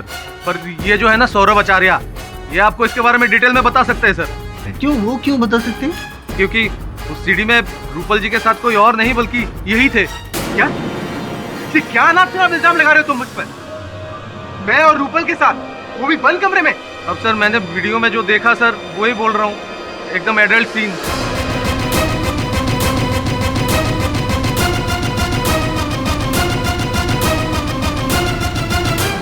अरे जायसवाल साहब, ये आप इतने वरिष्ठ वकील हैं, आप तो जानते हैं कि केवल कथन देने से कुछ नहीं होता, साथ में प्रमाण भी होना चाहिए। ये आपने पूछा नहीं अपने गवाह से कि वो सीडी कहाँ है? कोई बात नहीं, मैं पूछ लेता हूँ, कहाँ है वो सीडी? सर वो सीडी एक्चुअली खो गई सर। खो गई? सर रूपल जी का लाश देखकर जैसे ही मैं हक्का वक्का वहां से भागा तो वो रास्ते में कहीं मेरे पॉकेट से गिर गई सर।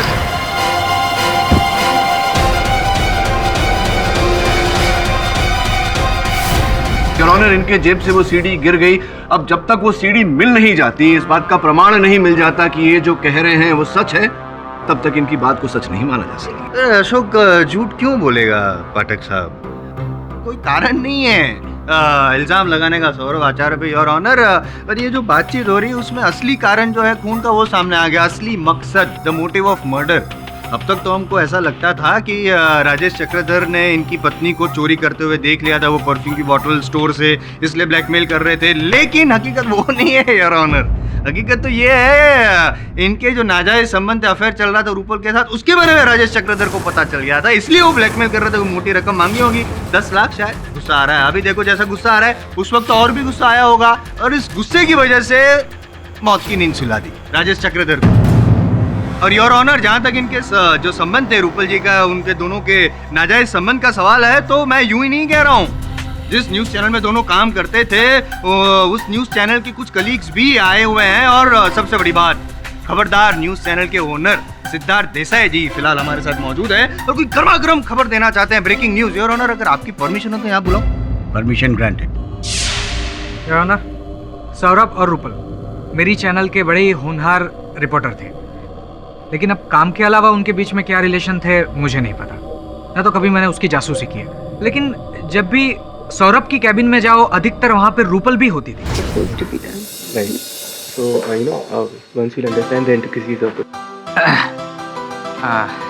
मैंने आप लोगों को ज़्यादा डिस्टर्ब तो नहीं किया? नहीं बॉस। एनीवेज, इतनी रात हो गई, आप लोगों को घर नहीं जाना क्या? जाएंगे बॉस, लेकिन काम खत्म होने के बाद। ओके, ठीक है। रात रात भर वो लोग चैनल में रुकते भी थे, लेकिन क्या काम करते थे मुझे नहीं पता। मिस्टर देसाई, आप मेरे बारे में ऐसी बात कर रहे हैं? मेरा और रूपल का सिर्फ और सिर्फ प्रोफेशनल रिलेशन था। रात भर जग के मैं चैनल की टीआरपी बढ़ाने के लिए काम कर रहा था। सौरभ, ये बात मैं ऑलरेडी अदालत में बता चुका हूँ, और तुम्हारी काबिलियत पे मुझे कभी भी कोई शक नहीं था। ये बात तुम भी अच्छी तरह से जानते हो, राइट? लेकिन योर ऑनर, जब मैंने रूपल को सौरभ की जगह पे प्रमोट किया तो मैंग ये काफी मुझसे खफा थे। यहां तक कि मेरी कैबिन में भी आए और मुझसे झगड़ने लगे। मिस्टर देसाई, मुझे आपसे कुछ अर्जेंट बात करनी है right now. Call you back. इतने गुस्से में क्यों बात कर रहे हो? लेकिन तो क्या करूं, आपके चैनल का सबसे पुराना रिपोर्टर हूं मैं। सोचा था सौरभ के मर्डर केस में फंसने के बाद मेरे लिए गोल्डन चांस था, पर नहीं, वो चांस आपने रूपल को दिया, जो एक वक्त मेरी असिस्टेंट हुआ करती थी, उसे सीधा मेरा सीनियर बना दिया। ये मैं बिल्कुल सहन नहीं करूंगा मिस्टर देसाई। जिस तरह सौरभ की करियर क्या लाइफ बर्बाद हुई है ना, उसी तरह मैं रूपल की लाइफ भी बर्बाद करके रहूंगा। ऐसा मजा छकाऊंगा उसे कि इस जन्म क्या, अगले जन्म तक याद रखेगी। रूपल जी को मजा चखाने वाले भद्र पुरुष आप ही हैं महक जी। नहीं मिस्टर भट्ट, उस वक्त मैं काफी गुस्से में था, इसलिए ऐसा बोल गया। मेरा कुछ ऐसा इरादा नहीं था। अगर आपके सामने आपके जूनियर को प्रमोशन मिल जाए और आप वहीं के वहीं चिपके रहे तो थोड़ा तो बुरा लगता है, पर थैंक गॉड मिस्टर देसाई को रेजिग्नेशन सौंपते ही मुझे एक ओवरसीज चैनल में चीफ न्यूज रिपोर्टर का जॉब मिल गया। हाँ, राइट। अगर मुझसे भूल नहीं हो रही तो ये वही सिंगापुर वाली चैनल है जिसमें मंत्री तिवारी जी के साले साहब की भागीदारी है। अब सीधा मेरे मन में ये प्रश्न उठता है कि ऐसा क्या किया आपने मंत्री तिवारी साहब को प्रसन्न करने के लिए, जिसके कारण उन्होंने आपको वहां सिंगापुर वाले चैनल में चीफ रिपोर्टर की नौकरी देके प्रसन्न किया? आपकी तो बोलती बंद हो गई। मंत्री जी से पूछता हूँ, तिवारी साहब मयंक को कब से जानते हैं? अब इतना कहाँ याद रहता है, कितने जर्नलिस्ट मिलते रहते हैं, मयंक भी कभी मिला होगा। हाँ, क्योंकि पहले कभी आपको उसके साथ नहीं देखा, तो आजकल बड़ी घोर साठगांठ चल रही है आप दोनों के बीच। मेरे सहायक ने आप दोनों को आपकी गाड़ी में एक साथ देखा, और आपने अपने साले साहब के चैनल में बड़ा ऊंचा पद दिलाया है मयंक को। तो क्या क्या कारण है, क्यों इतने दयालु बन रहे हैं आप मयंक पर? इस केस का इससे क्या लेना देना है? ये क्या वाहियात सवाल है जज साहब? नहीं, बिल्कुल उचित प्रश्न किया है मैंने तिवारी जी। योर ऑनर, पिछले महीने ही एक राष्ट्रीय चैनल पर तिवारी साहब ने सौरभ आचार्य से प्रतिशोध लेने की बात की। उसके 2 दिन बाद ही राजेश की हत्या हो गई। तो पूरी तरह से संभव है योर ऑनर कि यह पूरी योजना तिवारी साहब ने रची हो, मयंक की सहायता लेकर। मयंक से पहले सौरभ जी के बारे में पूरी जानकारी प्राप्त की हो और फिर एक षड्यंत्र के तहत इनकी गाड़ी से गन निकालकर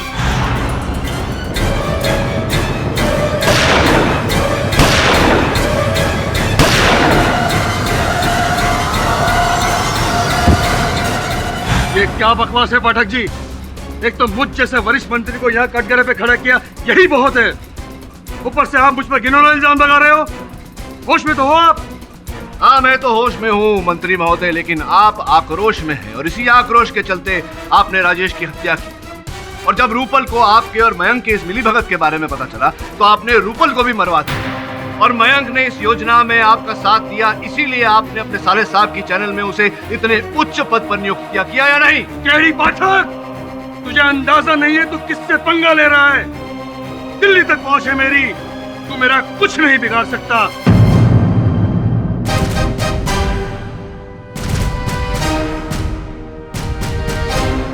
ये जो मुझ पर इल्जाम लगा रहा है ना, तुझे तेरी औकात दिखा कर ही रहूंगा मैं। तेरा वकालतनामा रद्द नहीं करवा दिया तो मेरा नाम भी सदानंद तिवारी नहीं। योर ऑनर, मिस्टर तिवारी, आप प्लीज शांत हो जाइए। जनता के प्रतिनिधि होकर इस तरह का अभद्र व्यवहार आपको शोभा नहीं देता। यह अदालत तब तक किसी को भी गुनहगार नहीं मानती जब तक आरोप पूरी तरह साबित नहीं हो जाता।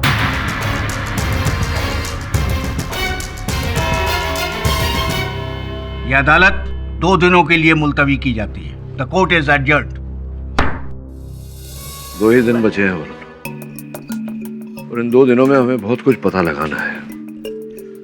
वैसे इस समय मेरा संदेह सिमट कर 2 लोगों पर आ गया है, अशोक और तिवारी। सर, मयंक भी तो है। नहीं वरुण, मेरा अनुमान में मयंक केवल एक कठपुतली है जिसकी डोर तिवारी जी के हाथों में। वैसे ये जो अशोक ने खुलासा किया है नया, मुझे गहरी सोच में डाल दिया है। नहीं, वास्तव में रूपल और सौरभ के बीच कोई आपत्तिजनक संबंध तो नहीं था जिसके कारण पहले राजेश सौरभ को ब्लैकमेल कर रहा था और फिर अशोक रूपल को। सर, अगर सौरभ हमसे एक बार झूठ बोल सकता है तो 2 बार क्यों नहीं? काश वो सीढ़ी गुम नहीं हुई होती तो आज इस रात से पर्दा उठ चुका होता कि अशोक कितना सच बोल रहा है। झूठ बोल रहा है वो। सौरभ मुझे धोखा नहीं दे सकते। उस दिन अदालत में जब उन पर वो गंदा इल्जाम लगाया जा रहा था, तब मुझे रियलाइज हुआ कि मुझसे कितनी बड़ी गलती हो गई। वरुण, मैंने तुमसे झूठ बोला था। उस रात तुम्हारी डायरी मैंने चुराई थी जिसमें तुमने वो सीडी रखी थी। तो फिर आपने मुझे बताया क्यों नहीं? क्योंकि घर जाते वक्त वो बैग मुझसे ऑटो में छूट गया। इतनी मुश्किल से एक सबूत मिला था, उससे मैं अपने हस्बैंड को बेगुनाह साबित कर सकती थी, लेकिन मैंने वो भी खो दिया। बैठिए, हम बैठिए।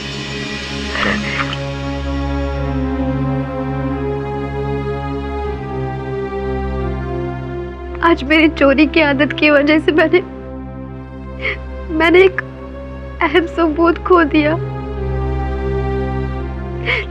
लानत है मुझे अपने आप पर। ये लीजिए, आज तक मैंने जो भी चुराया है वो सब लाई हूँ। ये सब आप पुलिस पे दे दीजिए और मुझे जो भी सजा मिलेगी उसके लिए मैं तैयार हूँ।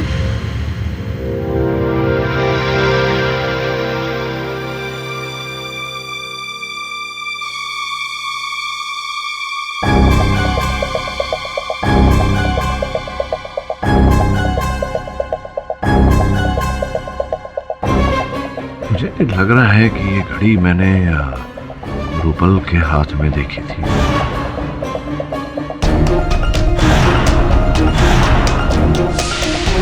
रूपल की घड़ी है, देखी। सेकंड हियरिंग के वक्त मैं रूपल के पास बैठी थी और मैंने उसके बैग से ये वॉच निकाल ली थी।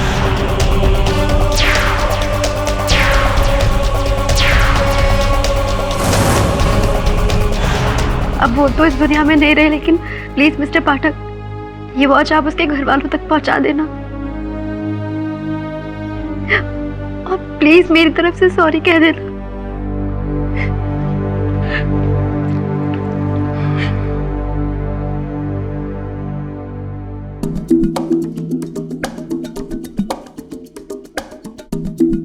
और इस घड़ी के पीछे एस लिखा हुआ है। अगर एस फॉर सौरभ है तब तो इस घड़ी के सीरियल नंबर से पता लगा कि ये कौन सी दुकान से बिकी थी और इसे किसने खरीदी थी। जी सर। नहीं मिस्टर पाठक, मैं और रूपल सिर्फ एक प्रोफेशनल कलीग थे। हाँ, लेकिन जब उसे मालूम पड़ा कि मैं खबरदार न्यूज़ चैनल छोड़कर एक नया न्यूज़ चैनल ज्वाइन करने वाला हूँ, तो वो मेरे साथ ज़्यादा टाइम स्पेंड करने लगी, क्योंकि वो मुझसे मीडिया की बारीकियाँ सीखना चाहती थी। वो जानती थी कि मुझसे ज़्यादा और कोई भी इस फील्ड में इतना एक्सपीरियंस नहीं है। लेकिन क्यों छोड़ रहे थे आप खबरदार न्यूज़ चैनल? सर, एक्चुअली एक राइवल चैनल ने मुझे डबल पैकेज और अपनी कंपनी में पार्टनरशिप ऑफर की थी। अब आप ही बताइए, इतना ल्यूक्रेटिव ऑफर मैं कैसे छोड़ सकता था? काम तो आपने दिलवा दिया तिवारी जी, पर अब ज्वाइन कैसे करूँ? वो केडी पाठक ने कोर्ट से ऑर्डर लेकर मेरे बाहर जाने पर रोक लगा दी। अब जब तक इस केस का फैसला नहीं हो जाता, मैं सिंगापुर नहीं जा सकता। जाएगा बच्चा, तो जरूर जाएगा सिंगापुर। पर ये केडी पाठक तेरा कुछ नहीं बिगाड़ सकता। उसकी तो मैंने कानून मंत्री से शिकायत कर दी है। लाइसेंस जब्त होके ही रहेगा उसका। सजा उसी को मिलेगी जिसे हम चाहेंगे, और सजा भी ऐसी वैसी नहीं, सजाए मौत।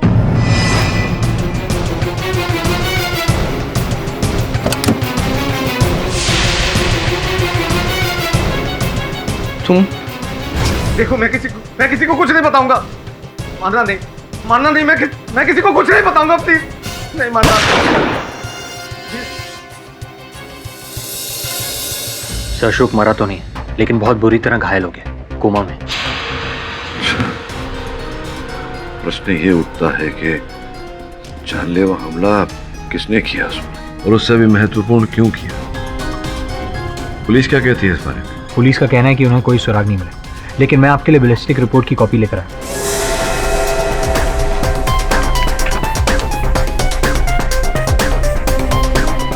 Glock 23 RTF-1। ग्लॉक 23 RTF-1 नहीं। रूपल मर्डर केस की बैलिस्टिक रिपोर्ट कहाँ है? सिड्रॉन।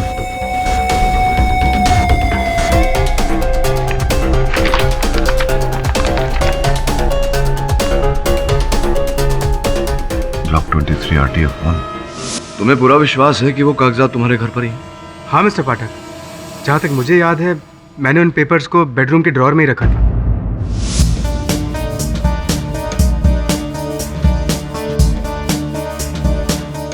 Good job. जैसा कि मैंने सोचा था वैसा ही है। मैं इन कागजात को लेकर अदालत जाता हूँ तो अस्पताल चल, और जैसे ही अशोक को होश आ जाए मुझे फोन करना। जी सर।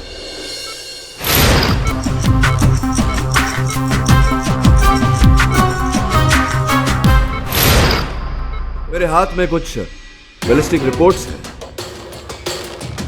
प्रथम रिपोर्ट उन गोलियों की है जिनके कारण रूपल की हत्या हुई। इस रिपोर्ट से स्पष्ट होता है कि वो गोलियां ग्लॉक 23 RTF-1 नामक बंदूक से चलाई गई थी। द्वितीय रिपोर्ट योर ऑनर उन गोलियों की है जिससे अशोक पर हमला किया गया। इस रिपोर्ट से स्पष्ट होता है कि वो गोलियां भी ग्लॉक 23 RTF-1 से चलाई गई। तृतीय रिपोर्ट योर ऑनर उन गोलियों की जिससे राजेश को मारा गया। फर्क केवल इतना है योर ऑनर कि वो बंदूक ब्लॉक 23 RTF-1 का नया प्रतिरूप है, ब्लॉक 23 RTF-2। पाठक साहब, क्या नॉलेज है आपके पास गन की? क्या बात करूं? बात करिए ना, क्यों नहीं, बात तो करिए? आप अभी फिलहाल उसकी बात मत कीजिए। क्या लगा रखा है? RTF, BTF, रेंज 1, रेंज 2, नया पुराना, क्या है योर ऑनर? Time waste. ये सब गन का नॉलेज यहाँ पे अदालत में देखिए क्या साबित करना चाहते हैं? क्या रिश्ता क्या है?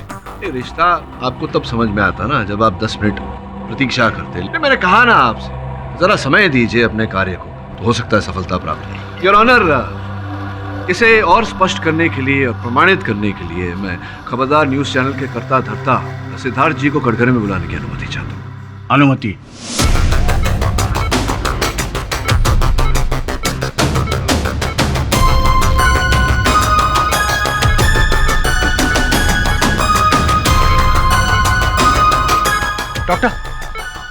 डॉक्टर देसाई साहब, बताइए अदालत को कृपया कि सौरभ को अपनी आत्मरक्षा के लिए वो गन आप ही ने दी थी। गन का मॉडल क्या था देसाई साहब?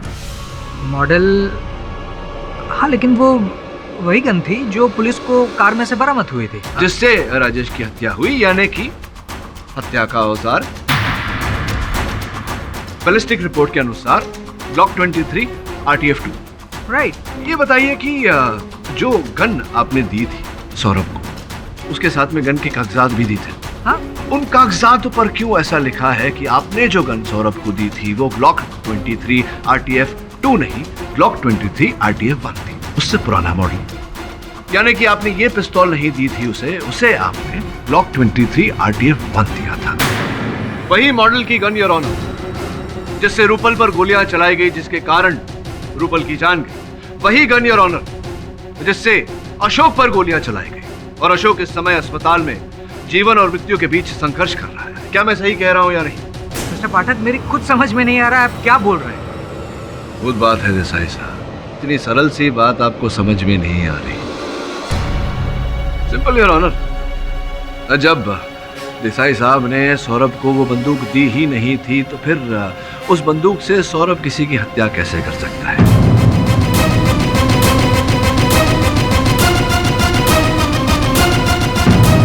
प्रश्न यहाँ ये उठता है कि उस बंदूक से हत्या किसने की और उस बंदूक को कब बदला गया? योर ऑनर, स्पष्ट है कि ब्लॉक 23 RTF-2 से, यानी कि इस बंदूक से, नए मॉडल से राजेश को मारा गया, और फिर वो बंदूक इनके गाड़ी में पड़ी हुई बंदूक से बदली गई। किसने बदली? देसाई साहब।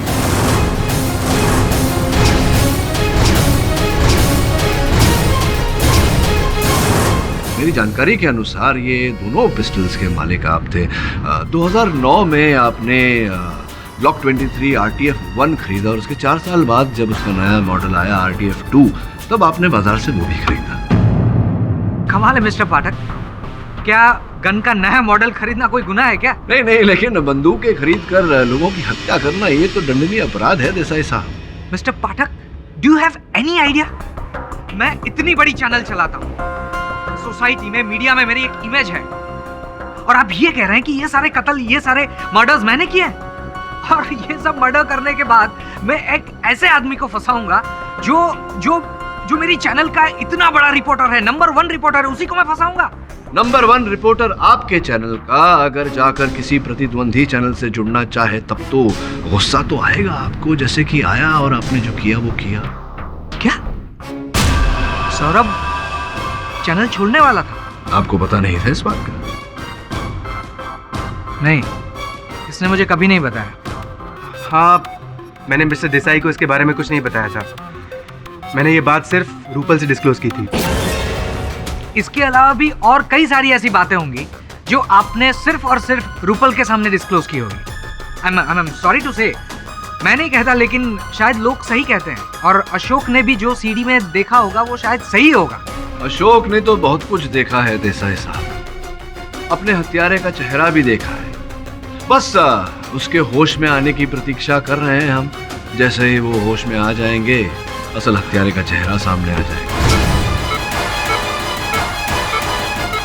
तो इंतजार कीजिए मिस्टर पाठक, कौन मना कर रहा है आपको? इंतजार कीजिए, पर मेरी बाल के खाल निकालने पर आप क्यों तुले हुए हैं? केवल वार्तालाप कर रहा हूँ आपसे, भेंट देने का बड़ा शौक है आपको।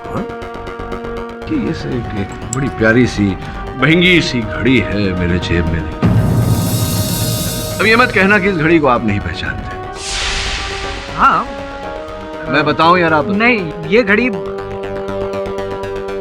मैंने रूपल को दी थी। अब आप कहेंगे कि मेरा और रूपल का कोई चक्कर था, राइट? प्रश्न पूछने से पहले ही आप भाग गए और आपने उत्तर दे दिया। वाह क्या बात है। Mister KD Pathak, for your kind information, हाँ मैंने रूपल को ये घड़ी दी थी क्योंकि उसने एक बहुत अच्छी योर ऑनर एक डॉक्यूमेंट्री बनाई थी, उसके लिए मैंने उसको ये घड़ी दी थी। Mister Pathak, that was a gift. ये तो समय बताएगा।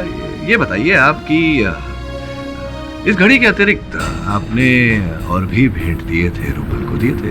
पुलिस ने रूपल के घर से ऐसी कई वस्तुएं बरामद की हैं, कीमती नेकलेस, हीरो से जड़े अंगूठी इत्यादि इत्यादि। और तहकीकात करने पर पुलिस ने यह पता लगाया है कि आप ही ने उनके दाम भरे और आप ही ने भेंट स्वरूप दिए थे उन्हें। Mister Pathak, stop it please. Your honour, मैं शादीशुदा इंसान हूं। अब मिस्टर पाठक इस तरह से मेरे कैरेक्टर पे पॉइंट आउट कैसे कर सकते हैं? और अशोक ने भी जो सीडी देखी उसमें सौरभ और रूपल एक साथ। देसाई साहब, वो जो सीडी थी जो अशोक ने देखी थी, वास्तव में उस पर रूपल और सौरभ नहीं, रूपल और आप थे।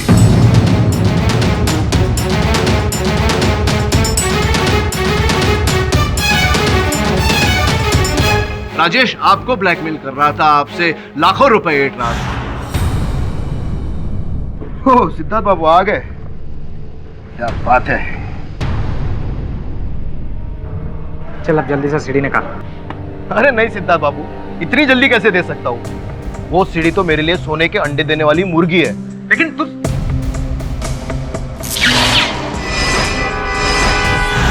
तो कुल मिला के वास्तविकता ये है देसाई साहब कि आप राजेश को पैसे देते देते तंग आ चुके थे। फिर एक दिन अचानक आपने राजेश को अपने ही ऑफिस में सौरभ से मिलते हुए देखा। आप समझ गए कि राजेश सौरभ को भी ब्लैकमेल कर रहा है। तभी आपके मन में ये योजना उत्पन्न हुई। इसी कारण से आपने वो गन सौरभ को दी, इनकी आत्मसुरक्षा के लिए नहीं, बल्कि अपनी योजना को, अपनी साजिश को अंजाम देने के लिए। कमाल है मिस्टर पाठक। आई मीन, कैसी योजना? आप जो भी बोल रहे हैं ना, आपको उसे प्रूव करना पड़ेगा। You need to prove it. साबित कीजिए। नहीं, साबित मैं नहीं करूंगा, साबित तो अशोक करेगा होश में आते ही। सॉरी टू डिस्टर्ब यू पाठक साहब, ऐसा योर ऑनर किसी के बारे में बोलना नहीं चाहिए, लेकिन अगर अशोक को वहाँ पे कुछ हो गया, मतलब वो मर गया, तो आपकी जो थियरी है वो भी, आई होप यू अंडरस्टैंड। मैं योर ऑनर, मेरे सहायक का फोन है, लग रहा है कि वो होश में आ गया होगा अशोक, अगर आपकी अनुमति हो तो। धन्यवाद। हाँ वरुण बोल। सब बैड न्यूज़ है, अशोक की डेथ हो गई। सर, मुझसे कुछ भी इंफॉर्मेशन नहीं निकाल पाए।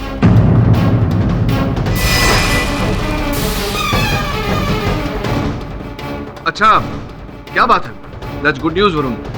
होश आ गया अशोक को?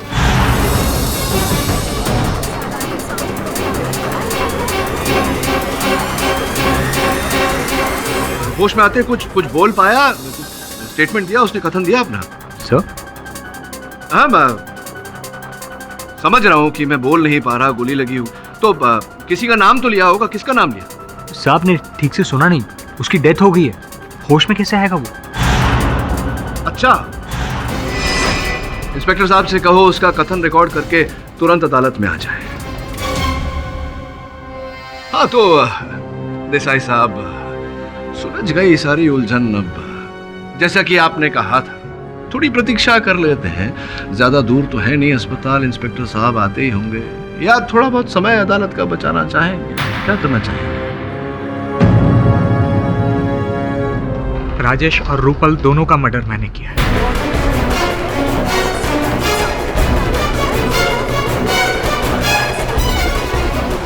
अशोक पर भी मैंने ही हमला किया और सौरभ को भी मैंने ही फंसाया। जब मुझे पता चला कि सौरभ राजेश से मिलने जाने वाला है, मुझे किसी भी कीमत पर वो सीढ़ी चाहिए। तुम्हें जितने पैसे चाहिए उतने पैसे बोलो, लेकिन मुझे आज के आज ये केस रफा दफा करना है, ठीक है? फिर तो पूरा एक खोखा लगेगा साहब। क्या? और अगर हाँ आज के आज वो सीढ़ी चाहिए तो आज रात 10 बजे गोराई बीच में मिलो। नहीं 10 बजे नहीं, थोड़ा जल्दी मिलो, क्योंकि आज रात 10 बजे मैंने तुम्हारे ऑफिस के एक क्लाइंट को टाइम दिया। ठीक है। करीबन 9:45 बजे मैं वहां पे पहुंच गया। मैं वहां पे सिर्फ बंदूक और खाली बैग लेके गया था, क्योंकि पैसे तो मुझे उसे देने नहीं थे। मैंने जाने के साथ ही उस पर अटैक कर दिया।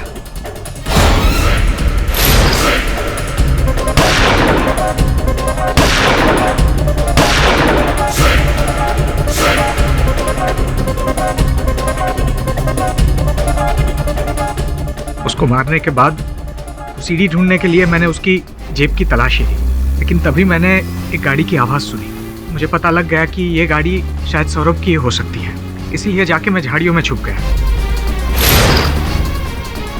और जैसे ही मौका मिला मैं सौरभ की गाड़ी के पास गया। मैंने सौरभ की गाड़ी खोली और गन एक्सचेंज कर ली।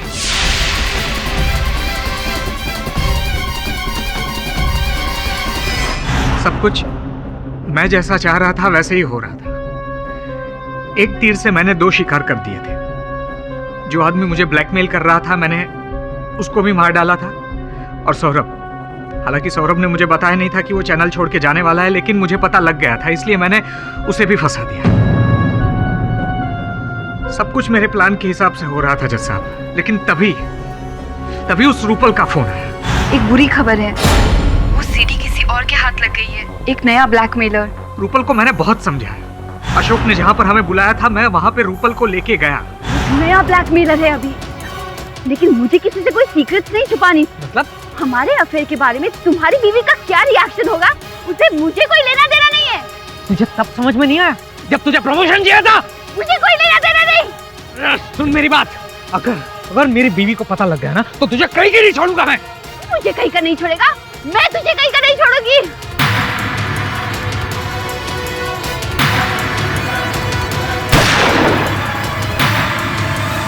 रूपल का मर्डर करने के बाद मैं वहां से भाग सकता था, लेकिन मैं भागा नहीं, क्योंकि मैं जानना चाहता था कि वो ब्लैकमेलर है कौन। और तभी नकाब पहन के वहां पे अशोक आया।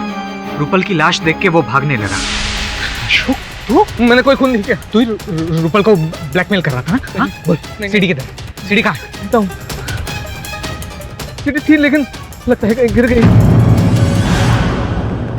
मैं और अशोक सीढ़ी ढूंढने लगे कि तभी वहां पे वरुण आ गया। इसलिए मैं और अशोक बिना सीढ़ी लिए ही वहां से भाग गए। मैंने उसे 3 लाख रुपए दिए सीढ़ी का राज छुपाने के लिए, और ऊपर से और 5 लाख रुपए दिए सौरभ के बारे में झूठी गवाही देने के लिए। देसाई साहब, आपको अशोक को मारने की जरूरत क्यों पड़ी? क्योंकि इतने पैसे देने के बावजूद भी वो मेरा राज खोलना चाहता था। मेरे पास और कोई ऑप्शन नहीं था, इसीलिए मैंने तय किया कि मैं इसका भी खून कर दूंगा।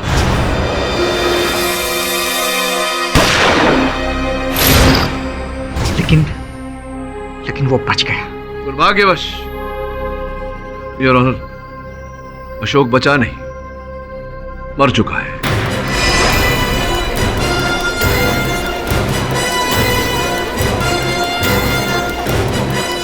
आपने एक नहीं 3 खून किए हैं देसाई साहब। अभी तो आपने कहा कि वो मरा नहीं, बच गया है, और उसका स्टेटमेंट।